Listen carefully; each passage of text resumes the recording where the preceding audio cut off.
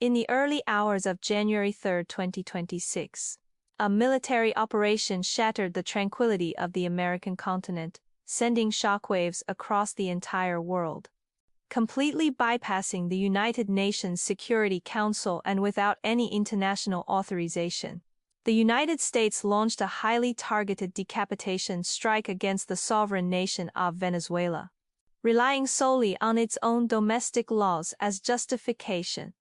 Leveraging precise intelligence and rapid strike capabilities, U.S. forces breached Venezuela's security defenses, capturing then-President Maduro and his wife alive. They were immediately transported to New York City to face trial under U.S. domestic law. The incident immediately sent shockwaves through the international community, sparking widespread outrage. After all, this constituted a blatant disregard for a nation's sovereignty and territorial integrity, flagrantly violating fundamental principles of international relations. Media outlets worldwide focused on the incident, with condemnation and skepticism echoing everywhere. Most nations viewed this as an act of aggression by the United States. The Venezuelan government reacted swiftly, with its UN representative immediately submitting a request to the Security Council for an emergency session to protest the illegal U.S. action. They sought international support to rescue their head of state through multilateral diplomacy. In truth, tensions between the U.S. and Venezuela have been simmering for years, not emerging overnight.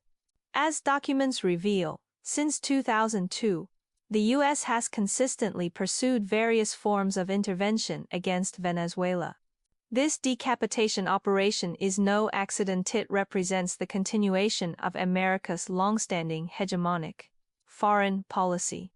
The U.S. has consistently opposed the Maduro government's governing philosophy and foreign policy, particularly as a global energy reserve powerhouse.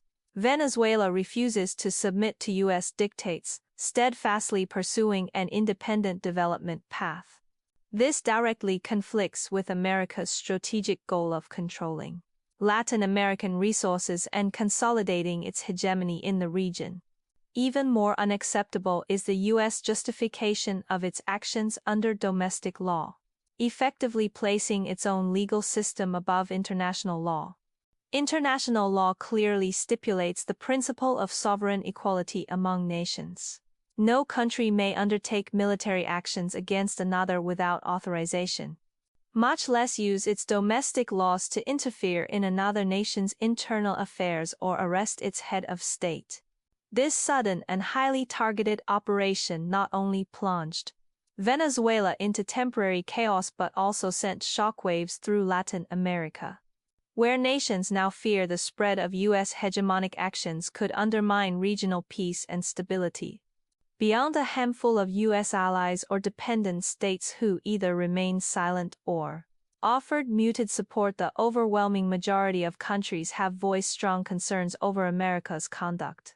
Latin American nations reacted particularly fiercely, given the U.S.'s long history of meddling in Latin American affairs.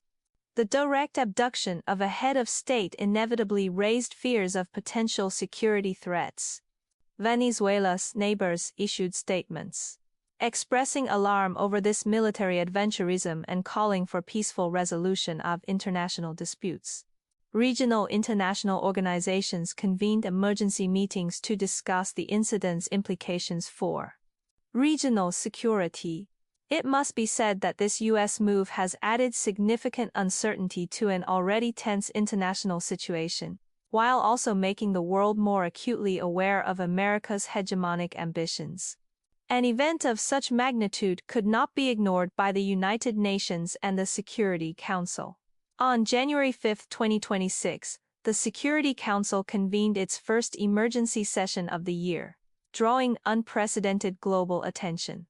Unlike previous meetings where back rows often remained empty, this session saw not only the full attendance of all council members but also packed back rows filled with observers and representatives from various nations. The standing room only scene underscored the international community's profound gravity regarding this matter. That said, convening this meeting was no simple task. Venezuela urgently requested an emergency session immediately after the January 3 incident. But due to internal coordination within the Security Council and other factors, it was not formally held until January 5. This delay highlights the significant limitations the United Nations faces when responding to such sudden acts of hegemony. As one of the UN's core decision-making bodies, the Security Council's response drew widespread attention. Yet the final outcome failed to meet Venezuela's demands. Secretary-General Antonio Guterres did not attend the meeting in person, instead delegating Rosemary Cicero, the American Undersecretary-General for Political and Peacebuilding Affairs, to read the statement. In the statement, Guterres refrained from directly condemning the United States, merely noting that we are at a grave moment following the U.S. military action against Venezuela on January 3. He acknowledged the Venezuelan government's characterization of the U.S. actions as military aggression, which it deemed a threat to international and regional peace and security. The statement also emphasized deep concern that the January 3 military action did not respect the rules of international law, citing the core provision of the UN Charter prohibiting the threat or use of force. This indirectly expressed opposition to U.S. actions. Guterres' stance stems from complex considerations. On one hand, as UN Secretary-General, he must consider the UN's neutral stance and practical influence. The UN Secretariat is merely an executive body. Without explicit resolutions from the Security Council or the General Assembly, it cannot directly condemn a permanent member of the Security Council. On the other hand, Guterres himself is based in New York, where the United States serves as both host nation and one of the 5 permanent Security Council members. Given Washington's significant influence, the UN is constrained from issuing a stronger response. The internal divisions within the Security Council were the key factor preventing an effective resolution. The document makes it clear that among the 5 permanent members, the United States, as the initiator of the action, insisted its conduct was lawful. Among the other 4 permanent members, China and Russia explicitly opposed the U.S. actions, strongly condemning the violation of international law and the UN Charter. However, the other 2 permanent members adopted ambiguous stances, neither explicitly supporting the U.S. nor firmly opposing it. This divergence made it impossible for the Security Council to reach consensus, ultimately preventing the adoption of any resolution addressing the incident. As for the UN General Assembly, while it may subsequently discuss the matter and potentially adopt a resolution, under international law, General Assembly resolutions carry no legal binding force. At best, they express the international community's stance but cannot impose substantive constraints on U.S. actions. Another noteworthy background factor is the 2026 rotation of non-permanent Security Council seats. Colombia replaced Guyana, Liberia replaced Algeria. The Democratic Republic of the Congo replaced Sierra Leone, Latvia replaced Slovenia, and Bahrain replaced South Korea. This rotation meant that in 2026, the Security Council lacked the presence of Japan and South Korea, 2 traditional U.S. allies. This reshuffle has shifted the internal power dynamics within the Council, making it harder for the U.S. to secure support. Yet despite this, the veto power of the 5 permanent members and the ambiguous stances of some nations continue to undermine the Council's core role in maintaining international peace and security. The outcome of this meeting has also made it clear to everyone how powerless the United Nations is when faced with the hegemonic actions of superpowers. Many have begun to rethink whether multilateral mechanisms are truly effective. This surprise move by the United States has directly divided the international community into 2 major camps. All parties have stated their positions based on their national interests, diplomatic philosophies, and historical origins. making the international public opinion arena suddenly complex and diverse. Within the camp opposing and condemning the move, China and Russia have taken the clearest and most resolute stance. China's representative at the Security Council meeting explicitly stated that China is deeply shocked by and strongly condemns the unilateral, illegal bullying actions of the United States. The Chinese representative further pointed out that as a permanent member of the Security Council, the U.S. has flagrantly trampled upon Venezuela's sovereignty, security, and legitimate rights and interests. This action gravely violates core principles of the UN Charter: sovereign equality, non-interference in internal affairs, peaceful settlement of international disputes, and prohibition of the use of force, which form the bedrock of international peace and security. China absolutely cannot accept this. Russia also bluntly criticized the U.S. for its international banditry, noting that while the U.S. once accused Russia of military action against Ukraine, it now copies homework faster. Such double standards lay bare the hegemonic nature of the United States. The Russian representative further stated that the United States has a clear objective: to control Venezuela's natural resources and establish its hegemony in Latin America. This constitutes a classic manifestation of neo-colonialism and imperialism. Latin American nations have emerged as a significant force opposing U.S. actions earlier.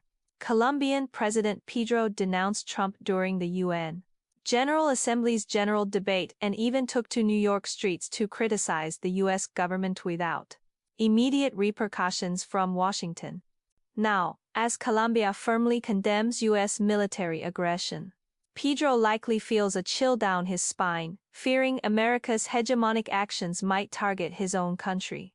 Numerous Latin American nations, including Brazil and Mexico, have issued statements opposing armed intervention on Venezuelan territory and protesting U.S. violations of the UN Charter and international law. For Latin American nations, the U.S. has long treated the region as its backyard, routinely interfering in the internal affairs of countries within the region. This direct attempt to capture a foreign head of state has made them keenly aware of the threat to their own security. As one observer aptly put it, it's like singing and eating hot pot one moment, then suddenly being robbed by bandits in the dead of night. The sense of unease is palpable. Cuba's response has been particularly forceful. Cuban representatives revealed that 32 Cuban citizens lost their lives in this criminal U.S. attack. They were carrying out a mission at the request of Venezuelan authorities, representing Cuba's Revolutionary Armed Forces and Ministry of the Interior, and sacrificed their lives to demonstrate the solidarity between the Cuban and Venezuelan peoples. Having long endured U.S. embargoes and interference, Cuba harbors deep-seated resentment toward American hegemonic actions. It therefore vehemently condemns the U.S. aggression as imperialist and fascist invasion driven by hegemonic ambitions. Nicaragua also stands firmly with Venezuela. This nation has endured U.S. aggression, including the laying of mines and airstrikes. Nicaragua took the United States to the International Court of Justice and ultimately prevailed. Yet due to the U.S. veto power in the Security Council, the ruling could not be enforced. With such painful historical memories, Nicaragua strongly opposes the illegal actions of the United States. 3 African nations, the Democratic Republic of the Congo, Somalia, and Liberia, members of the A3 group within the Security Council, expressed their support for the fundamental principles of international law from the perspective of upholding it. This includes fully respecting the sovereignty and territorial integrity of all nations.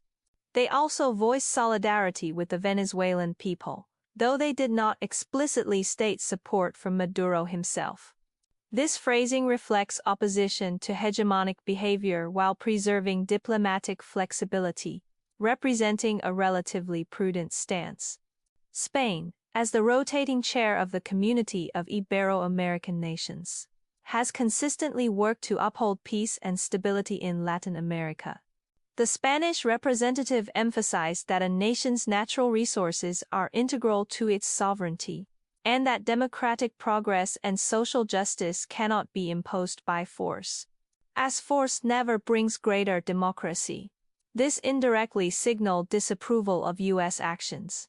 Among those supporting or tacitly approving the operation, positions were more fragmented. Panama and Argentina were among the few Latin American nations explicitly siding with the U.S. Panama's stance, however, was rather ironic. Its former leader, Torrijos, had been imprisoned by the U.S. on charges of being a drug trafficker. Panama's current support stems entirely from its dependence on the U.S., leaving it little choice. The U.S. itself has relentlessly defended the operation, calling it a successful precision law enforcement action assisted by the U.S. military, targeting to indicted U.S. drug trafficker terrorists Nicolas Maduro and Cilia Flores. It further claimed, "We did not declare war on Venezuela or its people, nor did we occupy the country. The region is undoubtedly more stable." Yet such justifications are utterly untenable. The U.S. even appointed Marco Rubio as governor of Venezuela, a title that, in English, is viceroy, signifying a monarch's representative governing a colony. This move instantly exposed America's colonialist ambitions, revealing the operation for what it truly is, not an enforcement action at all. Latvia, one of Europe's most pro-American nations, deemed Maduro's downfall deserved, citing his regime's corruption, drug trafficking, peace disruption, and support for Russia. Denmark's position is more contradictory. While its representative stated non-recognition of Maduro as Venezuela's legitimate president, it simultaneously emphasized that no country may influence Venezuela's political outcome through force or other means inconsistent with international law. This approach both aligns with the U.S. rejection of Maduro and, to some extent, opposes U.S. military action, effectively avoiding confrontation with either side. The UK's statement lacked substantive content, merely reiterating its commitment to international law.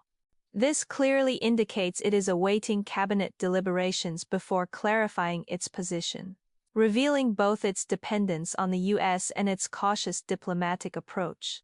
Essentially, this fragmentation within the international community reflects the fundamental clash between hegemony and multilateralism, between power politics and the principles of international law. The opposition camp largely upholds the principles of sovereign equality and non-interference in internal affairs, fearing U.S. actions could undermine the existing international order. The supporting camp, however, either aligns with the U.S. or, driven by dissatisfaction with the Maduro regime, disregards fundamental principles of international law. This division reflects the fragility and complexity of the current international order, indicating that achieving true multilateralism remains a long journey ahead. In this operation, the United States meticulously crafted a series of justifications that, however, do not hold up to scrutiny. These excuses cannot conceal the hegemonic, neo-colonialist, and imperialist nature of the action. Its core objectives are resource control and the consolidation of hegemony, with no regard for international law or the widespread opposition within the international community. The United States advanced to primary justifications for this operation. First, characterizing Maduro as an illegitimate so-called president and not a head of state. Second, framing the action as a law enforcement operation rather than a military invasion. At the Security Council meeting, the U.S. representative asserted that Maduro had been indicted by a grand jury in the Southern District of New York on serious criminal charges, thus positioning the U.S. action as law enforcement targeting a drug trafficker and terrorist. However, both justifications are fundamentally flawed. First, under international law, heads of state enjoy immunity, a universally recognized principle. Even if Maduro were indicted by the U.S., Washington possesses no authority to bypass Venezuela's sovereignty and arrest a foreign head of state on Venezuelan territory. The U.S. logic is that by denying Maduro's legitimacy as head of state, it can circumvent immunity provisions under international law. This approach mirrors the U.S. capture of Panama's former leader, Noriega, first undermining the target's legitimacy through propaganda and political maneuvers, then justifying illegal actions. Second, the term law enforcement operation is a blatant misnomer. The direct involvement of the U.S. military in a military raid, breaching another nation's territorial and security defenses, constitutes clear military aggression. The term law enforcement serves merely as a fig leaf to mask its aggressive nature. The U.S. further claims that the region has undoubtedly become more stable, yet the reality is that this operation has triggered chaos within Venezuela and heightened regional tensions, a far cry from stability. The true nature of the U.S. operation was laid bare in the remarks of its representative. You cannot have the world's largest energy reserves controlled by America's adversaries, by illegitimate leaders. This statement bluntly reveals the U.S.'s core objective: control over Venezuela's natural resources. As a global energy powerhouse, Venezuela's oil and other resources hold significant strategic value for the U.S. The Maduro government's commitment to an independent foreign policy and refusal to cede control of these resources to the U.S. is the fundamental reason behind the U.S.'s military intervention. Beyond resource control, another major U.S. goal is to consolidate its hegemony in Latin America. Since the advent of the Monroe Doctrine, the U.S. has treated Latin America as its backyard, forbidding other nations from interfering and rejecting any regional governments that defy its dictates. The existence of the Maduro administration challenges U.S. hegemony in Latin America, prompting Washington to resort to decapitation operations, attempting regime change to eliminate this challenge and further entrench its dominance in the region. The U.S. actions also reveal the demoralized Monroe Doctrine characteristic. The author of the document, whose doctoral thesis addressed Latin American issues, contends that the so-called America First policy is fundamentally rooted in the Monroe Doctrine. Trump, however, has infused his business-oriented traits into it, stripping the doctrine of its original moral veneer and transforming it into a blatant exercise of taking whatever it wants. As the architect and beneficiary of the post-war international order, the U.S. once transformed its will into international rules through that order. Now finding this approach too troublesome, it has simply abandoned it, resorting directly to force to achieve its objectives. As Columbia University professor Jeffrey Sachs has pointed out, since 1947, U.S. foreign policy has repeatedly employed force, covert operations, and political manipulation to effect regime change in other countries, a practice that has continued unabated since the Cold War. Iraq in 2003, Libya in 2011, Syria since 2011, Honduras in 2009, and Ukraine in 2014 are all classic examples. Last year alone, the United States conducted bombing operations in 7 countries non-authorized by the UN Security Council and non-meeting the Charter's criteria for legitimate self-defense. These facts clearly demonstrate that the U.S. raid on Venezuela is not an isolated incident but a continuation of its long-standing hegemonic foreign policy. At its core, this policy places U.S. interests and laws above those of other nations, using power politics to achieve its strategic objectives. More alarmingly, U.S. actions carry distinct neo-colonialist overtones. The appointment of a governor of Venezuela directly revives colonial-era governance models. This signifies that the United States does not seek direct occupation of Venezuela, but rather aims to transform it into a colony under its control, ruling through proxies to plunder its resources. This is a classic manifestation of neo-colonialism, violating international law and defying the tide of the times. Its widespread condemnation by the international community is entirely predictable. The U.S. raid on Venezuela has also sparked global debates about international law and the role of the United Nations. Questions like "Is international law dead?" and "Is the UN still relevant?" have become hot topics. Different perspectives and understandings yield vastly divergent answers. But underlying these disputes is a deep-seated concern about the future trajectory of the international order. First and foremost, it must be clarified that international law has never been an infallible golden rule. The author of this document possesses a remarkably clear understanding of this fact, identifying himself as a toilet paper zone content creator who has spent 3 years popularizing international law. His core argument is this: international law is never a rule-bound fantasy that automatically takes effect with a single vote. Rather, it serves as a reference framework for reducing unnecessary friction when nations themselves possess the will to cooperate. Every international treaty, including the United Nations Charter, takes effect not through UN coercion, but through the voluntary signatures of national governments. Its binding power stems from shared consensus and the willingness to comply. When nations choose to tear up these laws, the international community inevitably reverts to the conflict-ridden, violent dark forest. America's current actions indeed constitute a blatant trampling of international law, but this does not signify its demise. As the author points out, during the Cold War, the two superpowers, the US and the USSR, engaged in countless acts of subversion, conflict, and struggle. At that time, international law died even more thoroughly, yet it still managed to survive in the cracks and experienced a degree of resurrection after the Cold War. Generations born in the 90s, 00s, and even later have never witnessed the era when international law was in critical condition, accustomed to a peaceful environment.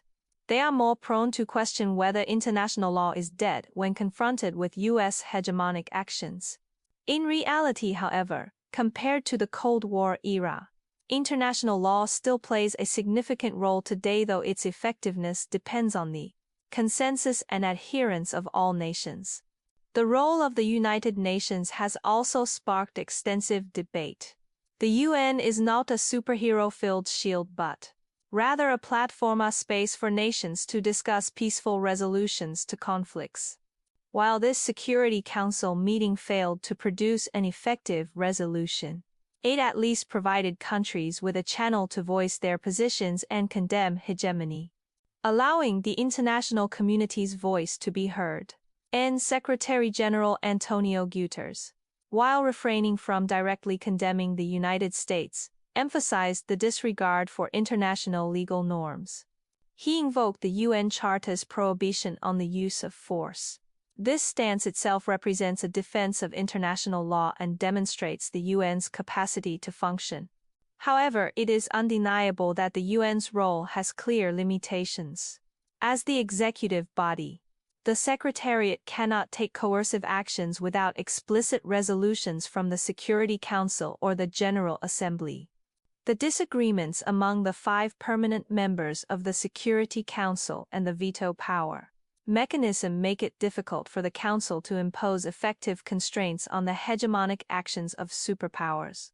General Assembly resolutions lack legal binding force and can only serve to guide public opinion. These limitations prevented the UN from effectively halting the United States' illegal actions in this incident, leading some to question its efficacy. Yet we must not dismiss the value of international law and the United Nations altogether. Professor Jeffrey Sachs offers a valuable perspective, noting that U.S. actions violate international law. Historical precedent demonstrates that when major world powers fail to uphold international law, global catastrophe may ensue. In the 1930s, the failure to maintain international law ultimately precipitated World War II. The United Nations was established in the aftermath of that disaster, representing humanity's second attempt to elevate international law above global anarchy. In the nuclear age, the importance of international law is even more pronounced.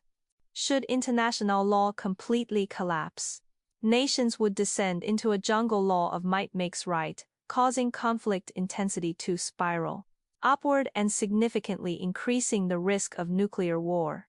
Humanity would have no third chance to rebuild civilization. Therefore, the existence of international law serves as a vital safeguard against global catastrophe. Its value lies not in its ability to completely prevent hegemonic actions, but in establishing fundamental boundaries for state behavior and providing a rule-based foundation for multilateral cooperation. As the architect and beneficiary of the post-war international order, the United States' trampling of international law and disregard for the United Nations embodies an unsustainable logic of hegemony. The essence of hegemony lies in controlling international rules to advance self-interest. When the U.S. perceives rules as obstacles and opts to abandon them for unilateral action, it signals the very decline of its hegemony. Unrestrained power grabs inevitably provoke widespread international opposition while eroding one's own strength and credibility. As the author points out, this is the tragedy of great power politics. Hegemonic states, in pursuing their interests, willingly undermine the very order they helped establish, only to ultimately decline when deprived of that order's support. For the international community, confronting U.S. hegemonic actions requires maintaining clear-eyed awareness, preparing thoroughly, and steadfastly upholding international law and the authority of the United Nations. Safeguarding international law demands collective effort from all nations, especially major powers, which must lead by example in adhering to legal norms and preserving the stability of the international order. The United Nations also requires reform to enhance its capacity to counter hegemonic behavior and uphold international peace and security, thereby becoming the true core platform of multilateralism. Only in this way can the international community avoid descending into a dark forest and safeguard global peace and development. Finally, there is a crucial conceptual distinction that must be made clear. The issues of Venezuela and Taiwan are fundamentally different in nature and must never be conflated. This distinction is grounded in the core principles of international law and the UN Charter, with solid legal and factual foundations. We must ensure this is understood. First, the Taiwan issue is China's internal affair, a fact universally recognized by the international community and grounded in history, law, culture, and international norms. This is beyond dispute.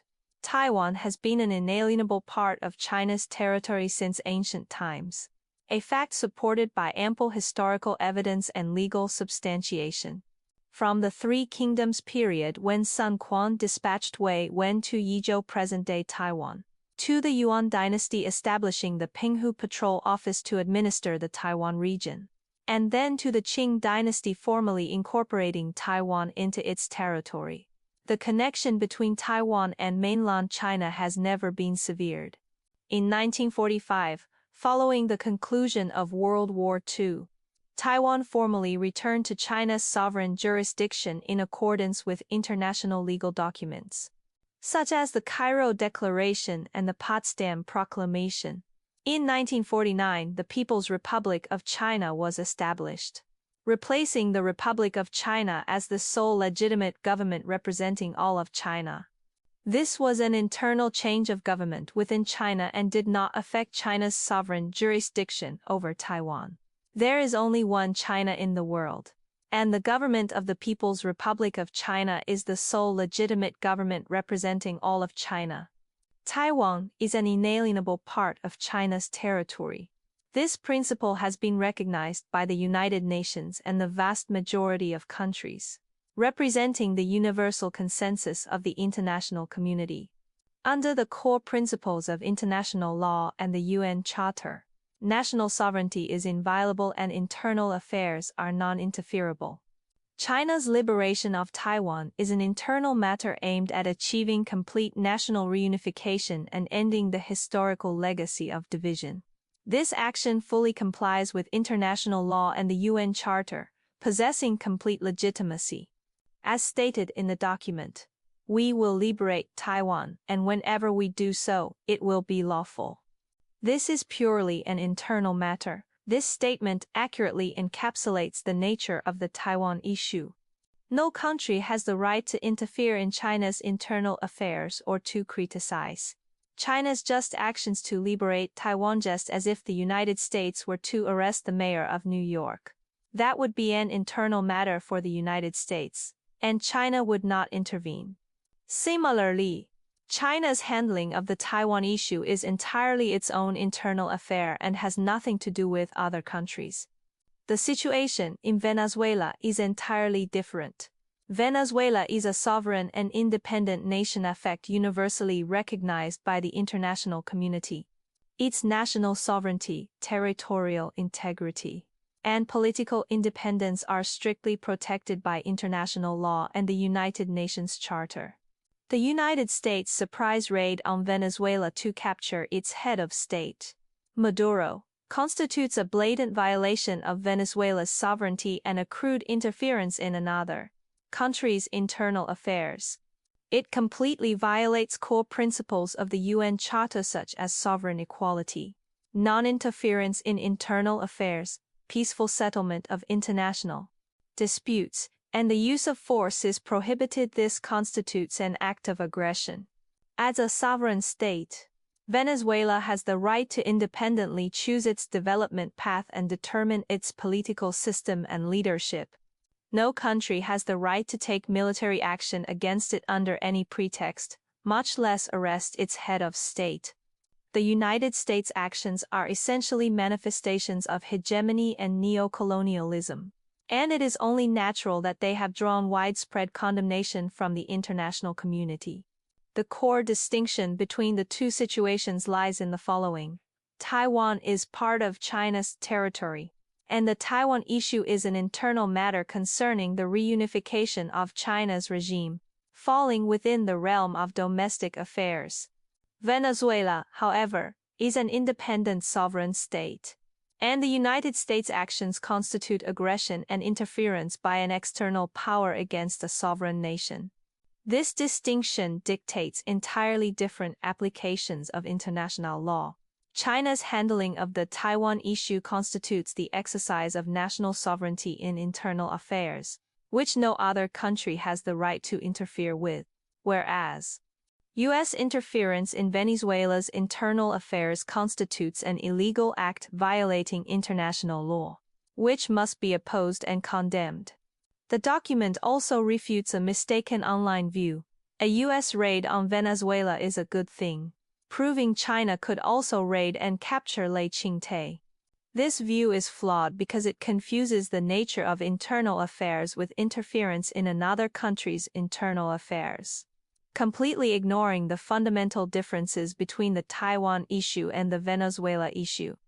Lei Ching-te is a separatist from China's Taiwan region whose divisive actions severely undermine national sovereignty and territorial integrity while gravely threatening peace and stability across the Taiwan Strait. The Chinese government and people possess unwavering resolve, full confidence, and sufficient capability to thwart any form of Taiwan independent separatist schemes, safeguarding the nation's core interests and national dignity.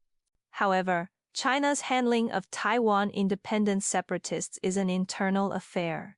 It will be addressed through means consistent with international law and Chinese law, and will absolutely not involve so-called sudden arrests, a method applicable to illegal interference between states. China can resolve internal separatist issues entirely through domestic legal procedures and necessary measures, without needing to apply such models that do not align with the nature of internal affairs. More importantly, the Taiwan independent separatist forces and their divisive actions pose the greatest threat to peace and stability across the Taiwan Strait, running counter to the historical trend and the will of all Chinese people. The Chinese government consistently upholds the One China principle and the 1992 consensus, striving with utmost sincerity and effort to advance the prospect of peaceful reunification. Yet it will never tolerate any person or force attempting to separate Taiwan from China by any means. Any act of national division will be met with resolute opposition from the Chinese government and people and will ultimately fail. Meanwhile, the U.S. surprise attack on Venezuela constitutes a violation of the international order and an expression of hegemony. China has always firmly opposed such actions and equally firmly opposes any country interfering in China's internal affairs or undermining China's national unity under any pretext. Today, we've thoroughly discussed the background, various positions, and underlying essence of the U.S. raid on Venezuela. Finally, let me emphasize, international law isn't fragile, but it requires our collective protection. The Taiwan issue and the Venezuela issue are fundamentally different in nature and must never be conflated. China will resolutely safeguard its national sovereignty and territorial integrity, and will also resolutely uphold international law and the international order. May we never witness the international community reverting to a state of the dark forest, and may all nations abide by international law, resolving disputes through peaceful means to ensure the world remains peaceful and stable.